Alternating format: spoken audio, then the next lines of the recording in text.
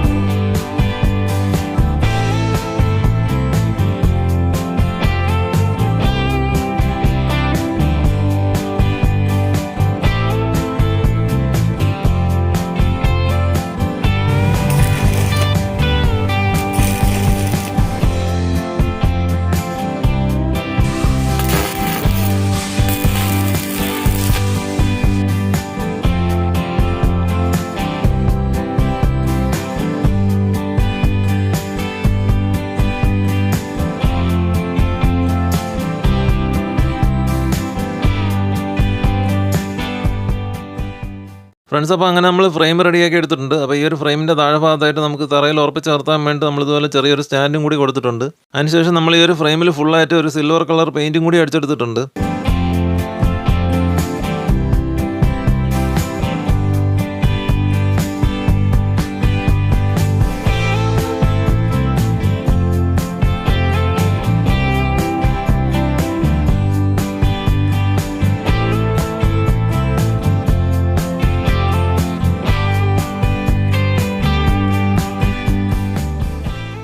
അപ്പോൾ ഇനി നമുക്ക് നമ്മുടെ ഈ ഒരു ഫ്രെയിമിലേക്ക് നിയോൺ സ്ട്രിപ്പ് ഒട്ടിച്ചെടുക്കുകയാണ് ചെയ്യേണ്ടത്. അപ്പോൾ അതിനുവേണ്ടി ശരിക്കും ഫ്ലെക്സ് കുക്ക് പോലത്തെ ഏതെങ്കിലും ഒരു ഗമ്മാണ് യൂസ് ചെയ്യേണ്ടത്. അപ്പോൾ നമുക്കിത് ഇളക്കിയെടുക്കേണ്ട ആവശ്യമുള്ളതുകൊണ്ട് ഞാനിത് ഫെവി ബോണ്ട് വെച്ചിട്ടായിരിക്കും ഒട്ടിക്കുന്നത്.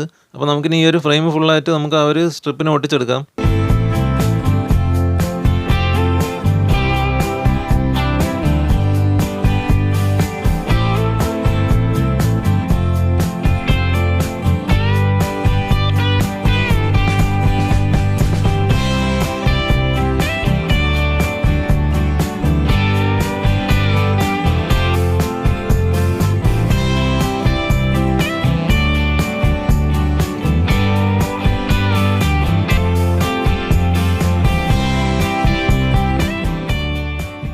ഫ്രണ്ട്സ്, അപ്പോൾ നമ്മൾ സ്ട്രിപ്പ് ഒട്ടിക്കുന്ന ആ ഒരു വർക്ക് കംപ്ലീറ്റ് ആയിട്ടുണ്ട്. നമുക്കിനി ഇതിനെ കട്ട് ചെയ്തിട്ട് കണക്ഷൻ കൊടുക്കണം. അപ്പോൾ സ്ട്രിപ്പ് കട്ട് ചെയ്യുമ്പോൾ ഒരു കാര്യം ശ്രദ്ധിക്കാനുള്ളത്, ഇതിലൊരു ബ്ലാക്ക് ഡോട്ട് വരുന്നുണ്ട്. അപ്പോൾ ആ ഒരു ഭാഗത്ത് വെച്ചിട്ട് വേണം നമ്മളിത് കട്ട് ചെയ്യാനായിട്ട്.